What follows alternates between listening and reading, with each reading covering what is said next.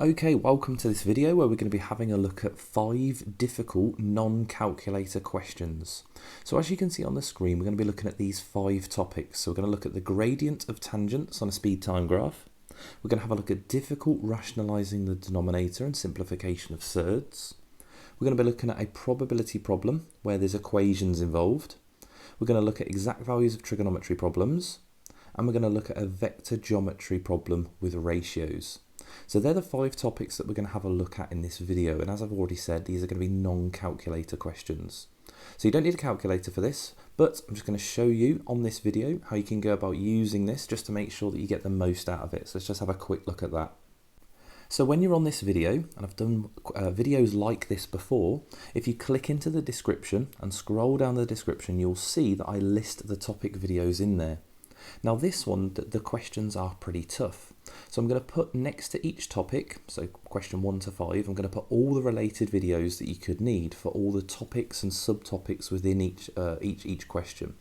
So for example, the probability question has things like writing ratios as fractions, it has solving equations, it has knowledge of probability. So I will link all the topics underneath that question so you can go and revise anything you need to if it's just a little bit too much for you at the moment.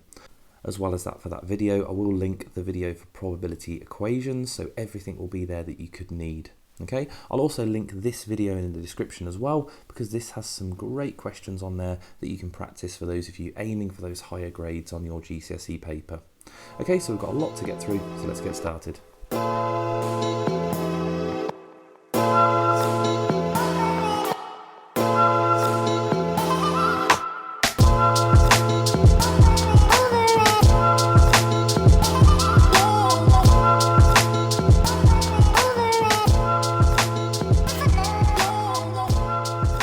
Okay, so in this question we're going to be having a look at the gradient of a tangent.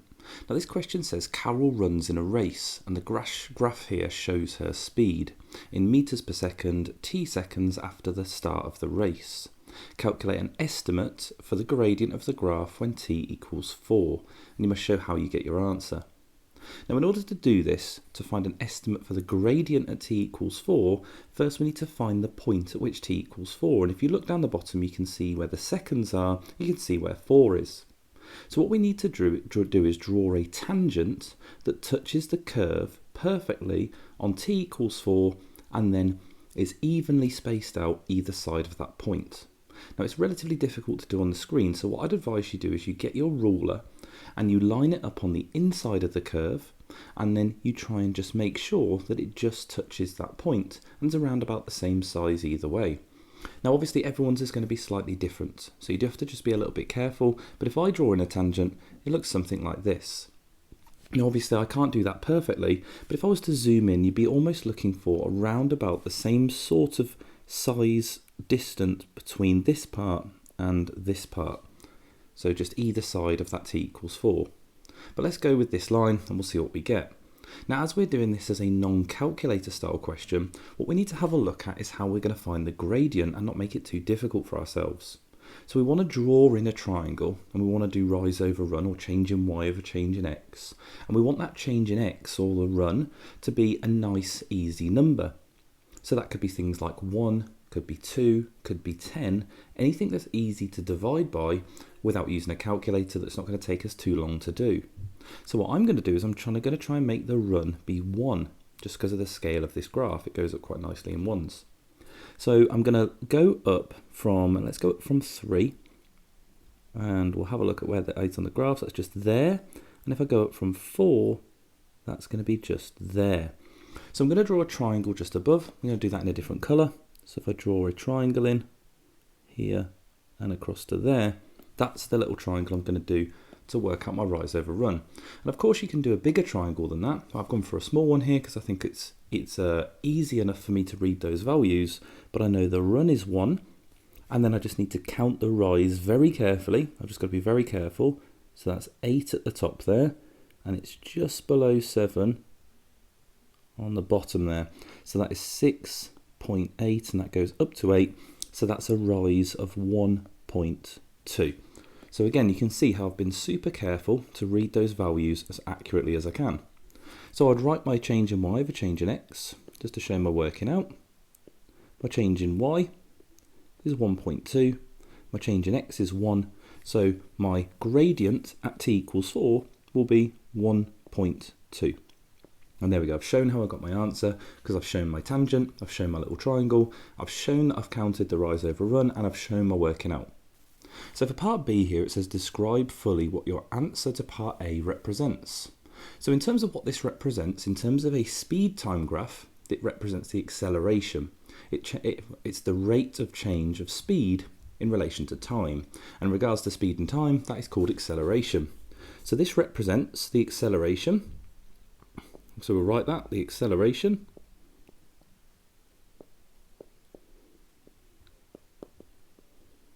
That second C there looks a bit like an E, we'll just go over that. So the acceleration, and that is 4 seconds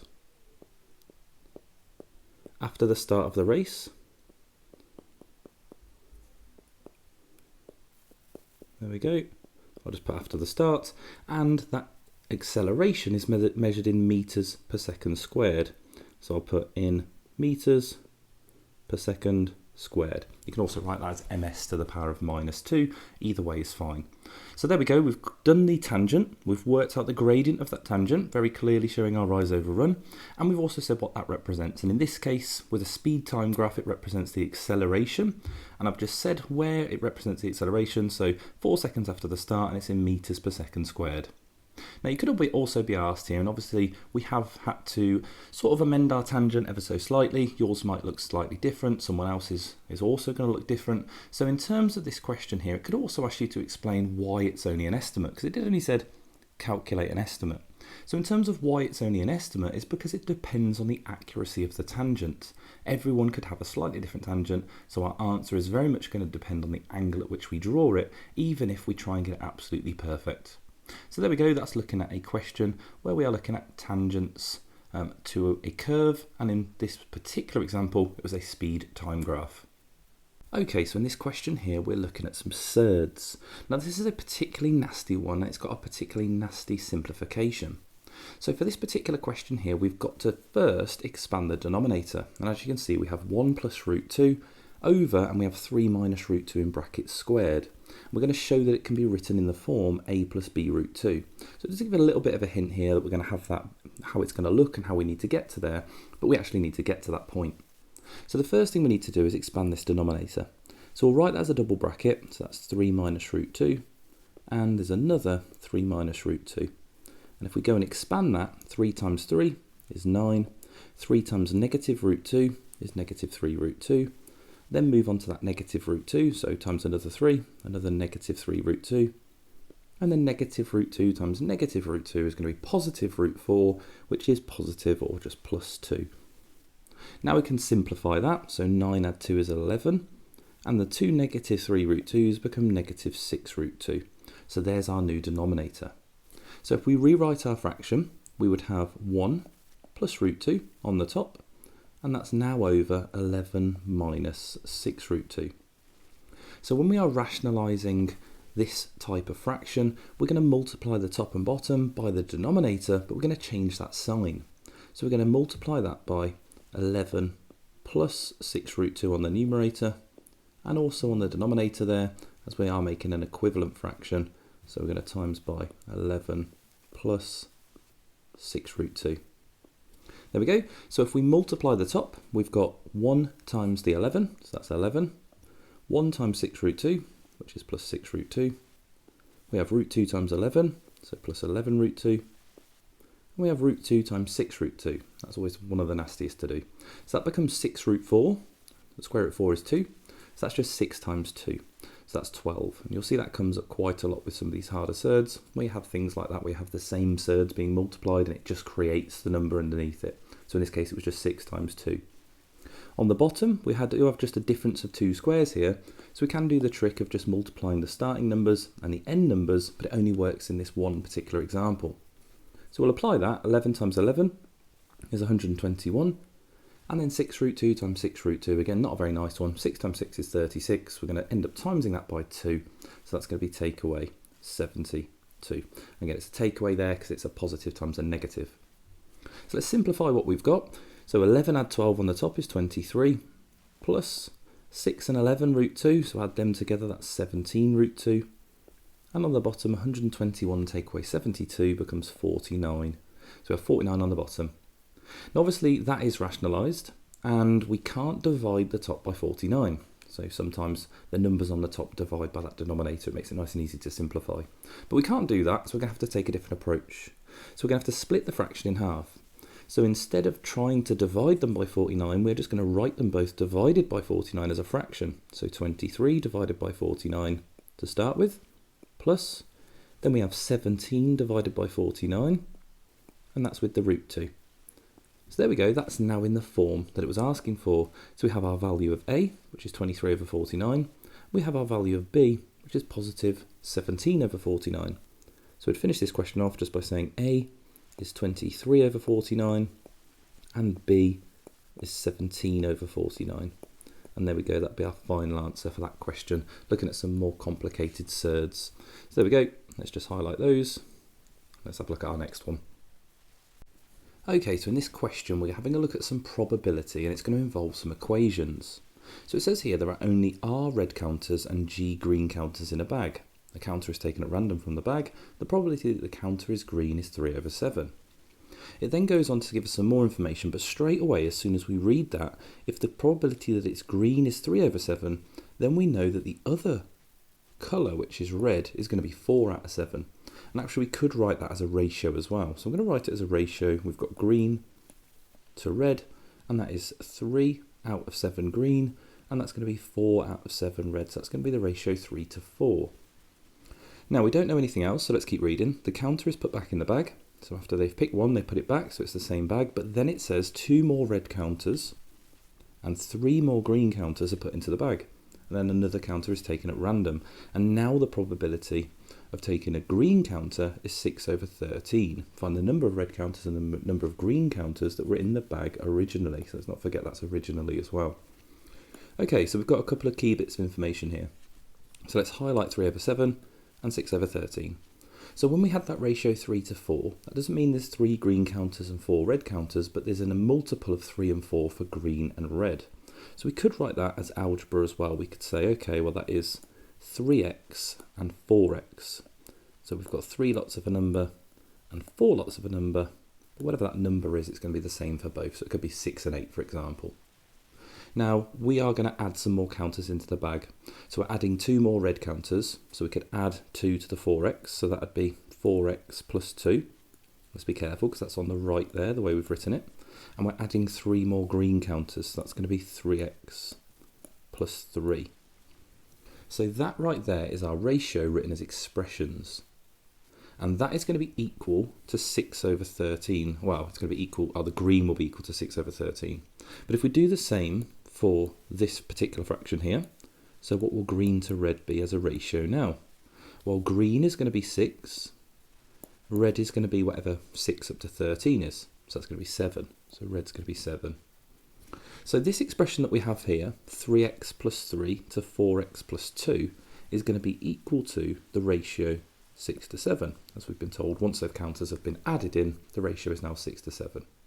So what we can actually do when we have equating ratios is we can actually write that as fractions, and we can create an equation. So the logic behind this, if we just divert for a second, is that if we were to write the ratio 1 to 2, and we know that that is equal to the ratio 2 to 4, you can also make the statement that therefore 1 over 2 is equal to 2 over 4. And all we're going to do is apply that logic to this much harder version. So 1 to 2 is equal to 2 to 4, so a half is equal to 2 quarters. Hopefully you can see there that that is correct. So we'll get rid of that because we're going to apply it to this harder problem here. So let's write this as a fraction. So we have 3x plus 3 on the left, and that's going to be over 4x plus 2, and that's going to be equal to 6 over 7. So now we just have an equation to solve, obviously fractions on both sides, so we need to cross multiply just to get that denominator up to this one and that denominator up to this one. So once we do that, we get 7 lots of 3x plus 3, and that's going to equal 6 lots of 4x plus 2. And if we expand those brackets, we get 21x plus 21 is equal to 24x plus 12. Okay, so let's solve this. So let's minus 21x from both sides and also minus the 12 from both sides. So if we take away 21x from 24x, that would leave us with 3x. And if we subtract that 12 from that 21, that leaves us with 9. So we have 9 is equal to 3x. So if we divide by 3, we know that x is going to be equal to 3. And that's a key number for us there. We're almost done. So we know that x is equal to 3. Now, our original expression for the bag was 3x and 4x.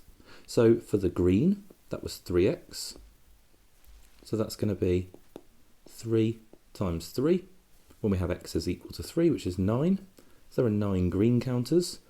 And for the red, that was 4x. So we would do 4 times 3, which is equal to 12. So there we go. We've got our final answer there. We have that green is equal to 9 and red is equal to 12. Okay, so here's a little bit of a problem looking at exact values of trigonometry. Now, this is a pretty nasty one, and one that I've not gone over before. But let's have a read. It says the diagram shows 3 right-angled triangles. It wants us to prove that y is equal to 3/4 of n. We can see that y is down here and n is up there. So doing this without a calculator, we need to figure out how we're going to get from either y to n or from n to y. It doesn't matter how we start here, but if we're going to go from n down to y, which is where I'm going to start, just at the top of the triangle, let's think about how we would apply SOHCAHTOA, as these are right-angled triangles. So the n is the opposite side, and if we want to move down, we want to find this adjacent side just here. So that's going to be O and A. So we know with O and A, that means we're going to be using tan, and we're going to need to know what tan 30 is in order to create an expression using that n. So for the purpose of this, as we've got 30 degrees in every triangle, we're going to want to know all those exact values, sine 30, cos 30, and tan 30. And we can find them all using one of our triangles. So if we have a right angle triangle, obviously if you want to know how to create this, obviously I've got all the videos linked in the description. I'm just going to write this one down, so you do need to know how to write this down in your exam. 1 on the bottom, 2 on the hypotenuse. So for sine 30, let's have a look, sine 30 is the opposite over the hypotenuse. So opposite the 30 is 1, the hypotenuse is 2, so that's 1 over 2. For cos 30, that's the adjacent over the hypotenuse. So the adjacent to 30 is root 3. The hypotenuse is obviously still 2, so root 3 over 2. And for tan 30, we've got the opposite over the adjacent. So that's opposite is 1 and the adjacent, as we know, is root 3. So there we go, there's our 3 exact values, and we could need any of them. So for this first triangle, let's just label this 1, as it's our first triangle we're looking at. We're going to use tan, because we have O and A. So let's write down our SOHCAHTOA formula triangle, and we're working out A, so if we cross that out, it's O divided by T. So the opposite is N, so we would have N, and we're going to divide that by tan 30. We already know tan 30 is 1 over root 3. So that's a fraction calculation to do. So let's work that out. And we've got obviously dividing with fractions. Let's write that as n over 1 multiplied by the reciprocal root 3 over 1. So n times root 3 is n root 3. And on the bottom there, that's just 1 times 1. So we've got 1 on the bottom. Obviously, you could write that as n root 3. I'm going to leave that for the moment, though, see what we have in the next step. So let's label that as triangle 1. And now we're on triangle 2. Now we're going to have to relabel that side, so I'm going to get rid of that A so I don't get confused. And now I'm going to label the side that we've just worked out, so n root 3 over 1. So in relation to that 30 degrees in triangle number 2, that is the hypotenuse. And we're going to want to work out, not the opposite this time, but the adjacent. So we have A and H. So A and H is in our cos formula. So we're going to use CAH, and we're working out the adjacent, so we'll cross off the A, so it's C times H. So cos 30 is root 3 over 2, so we're going to do root 3 over 2 and multiply that by the value of H, which we've just worked out, which is n root 3 over 1. So obviously you need to know your surds quite well here as well, because we're going to do n root 3 times 1 root 3, which is going to be, well, root 3 times root 3 becomes 3, so that's going to be 3n on the top, or root 9 with the n, and root 9 is 3, and that's over 2. So we have 3n over 2. So I'm going to get rid of that adjacent side there. I'm going to label that as 3n over 2. And I'm going to go again in triangle number 3 and hope that we get 3/4 somewhere. So let's have a look. So triangle number 3, and we are working out the opposite this time, and we have the hypotenuse. So that's O and H, so that's going to be our sine triangle. So SOH, and we're working out the O, so we've got another multiplication, so cross off the O. So sine 30, which we know is a half, so 1/2, multiplied by the value of H, which is 3n over 2. And let's work that out. So 3n times 1 is 3n, and 2 times 2 is 4. There we go, so we get 3n over 4. And we can take that n off the numerator, and you can just write that as 3/4 n. And there we go. So we've shown that, we've got proof that y is equal to 3/4 n, and there we go. We've done all of that, and we've come out with the 3/4 n using all those exact values of trigonometry, and obviously just using some SOHCAHTOA along the way and keeping everything in exact form. So there we go, there is a very unique question on exact values of trigonometry. Okay, and one of these videos wouldn't be complete without a really horrible vector question. So we're going to have a look at this question here. Again though, really tough topic, and it's a tough question as well. So don't forget to check out all the videos in the description. Again, all of these topics, all the appropriate videos will be linked in the description for you to have a look at.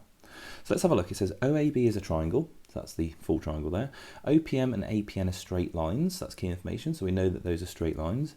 M is the midpoint of A to B. So if M is the midpoint, we could write down that both of these here are a half, just to remind ourselves.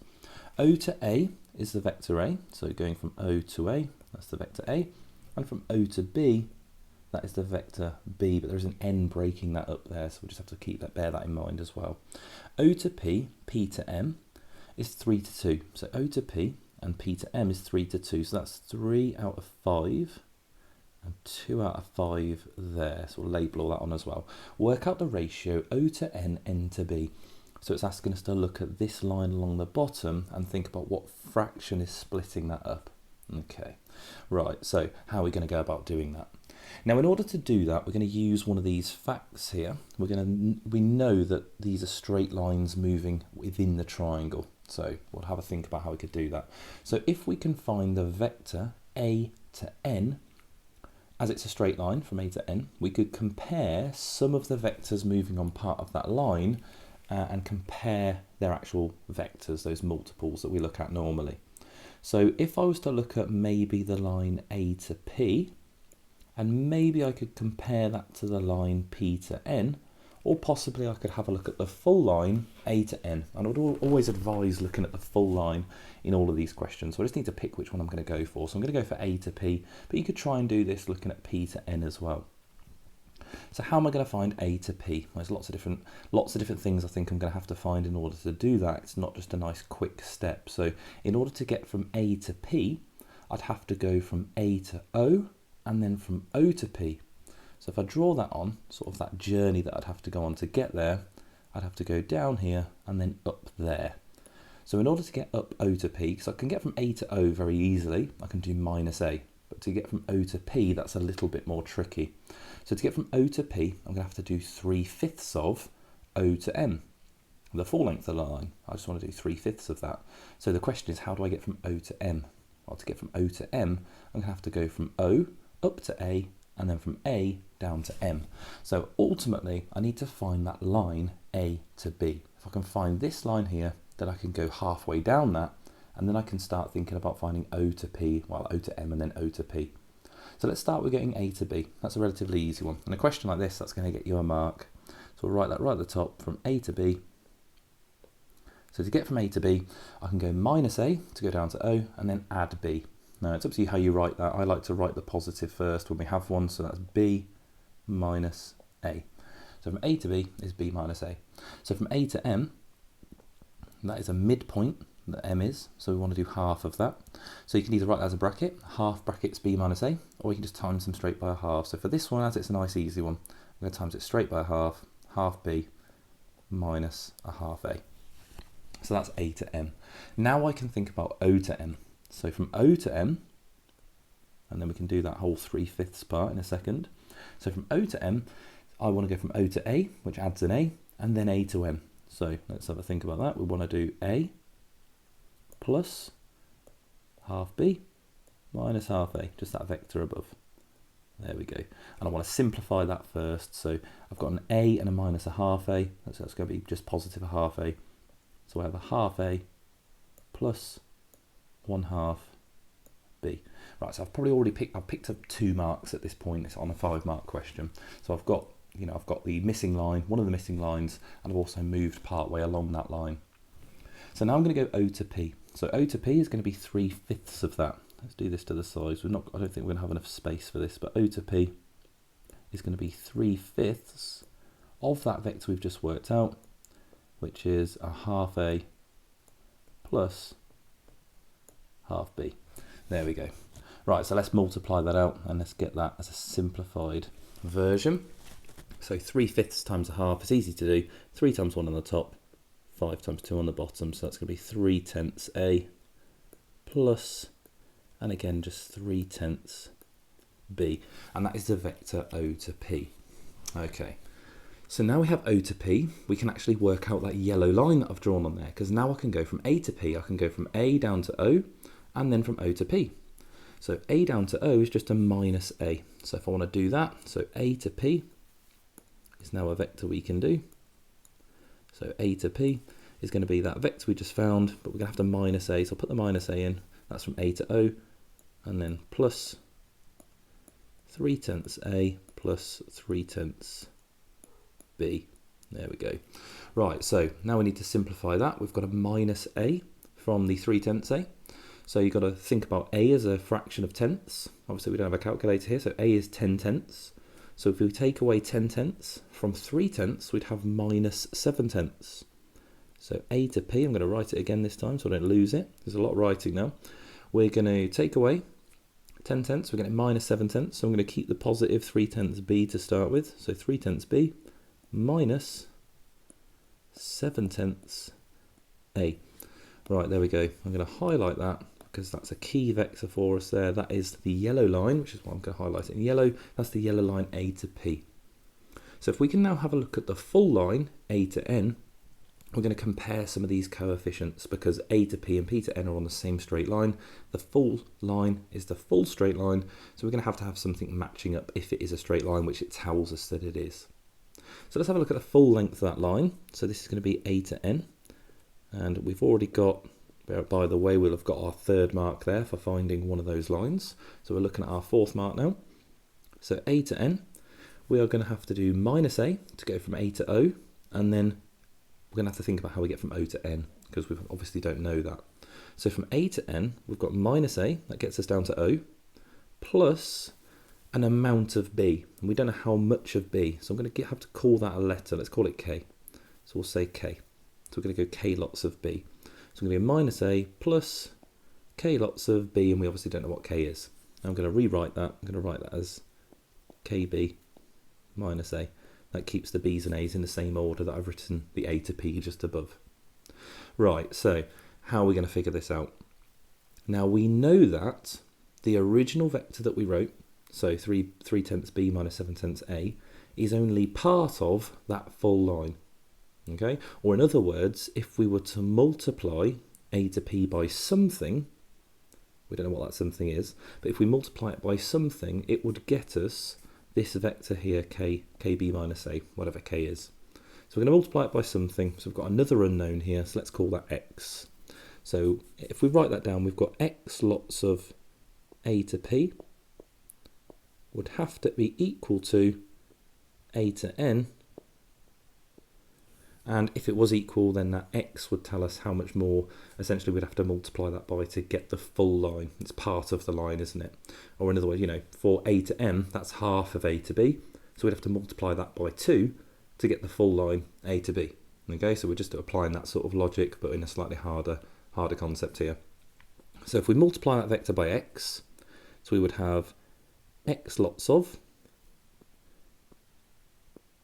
3/10 b minus 7/10 a, and that's going to be equal to kb minus, and it's 1a. I'm going to write 1 here. I wouldn't normally, but I'll show you why I'm going to write 1. Okay, you don't have to write that there, but I think it's a bit nicer for this next step that I'm anticipating here. So now we're going to have a look at the coefficients, but obviously we just need to have a look at expanding this bracket. So if we expand this bracket, it's going to multiply the numerator. We're going to run out of space here, so I'm going to have to get rid of some of this. So let's get rid of some of this working out, and then we'll have enough space to go about this next step. Okay, right.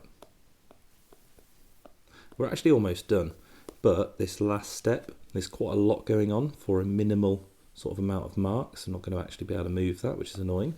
Give it my best shot. Right, there we go. Right.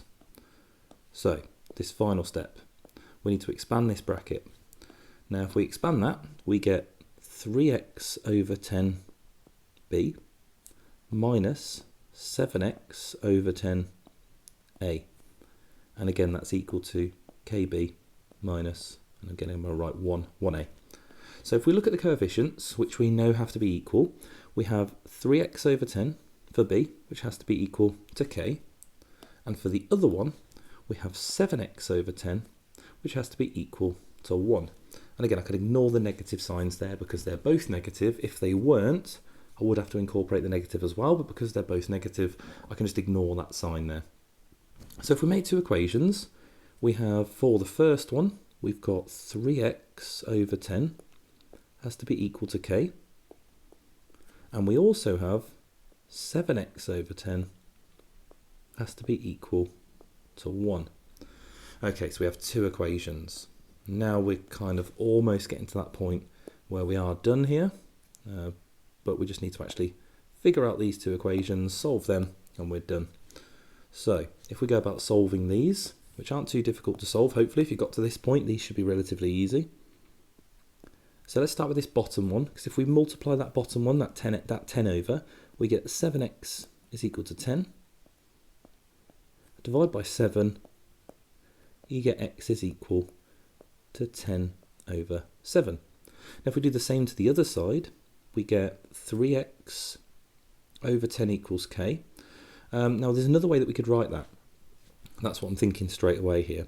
Because 3x over 10, I could drop the x out of the fraction. Because actually now, look, we've just got 3 over 10, lots of x is equal to k. And obviously k is what we're trying to work out.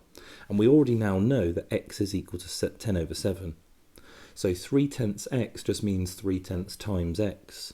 So if I substitute x equals 10 over 7 in, we actually just get 3 over 10 multiplied by 10 over 7, and that's going to equal k. Now if we multiply them, we get 30 over 70, which simplifies down to 3 over 7.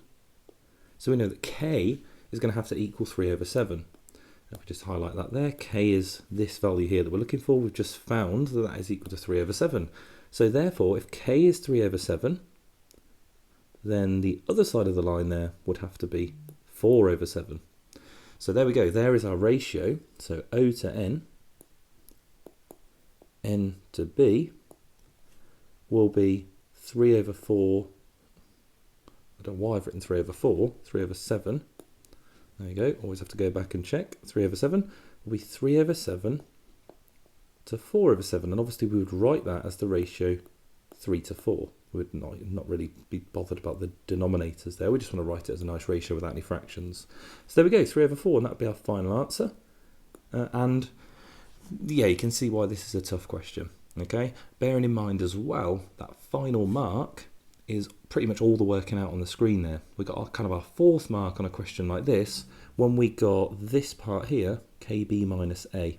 So that was our fourth mark. So all that working out down there and that ratio, all of that is for 1 mark.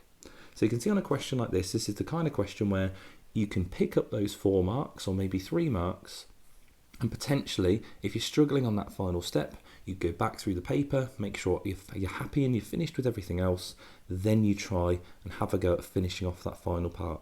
Okay, and always make sure you try these vector questions last so that you have that time to give, or you know how much time you can actually give, because you could spend ages just trying to figure out this last bit here. But there we go, there's a difficult vector question. Okay, that is the end of the video looking at these 5 topics. Hopefully you found that useful and helpful. If you did, please do like the video. Don't forget to leave me a comment. Let me know if there are any other topics or questions you'd like me to go over. And don't forget to subscribe to the channel and share this with one of your friends. But that's it for this video, so I'll see you on the next one.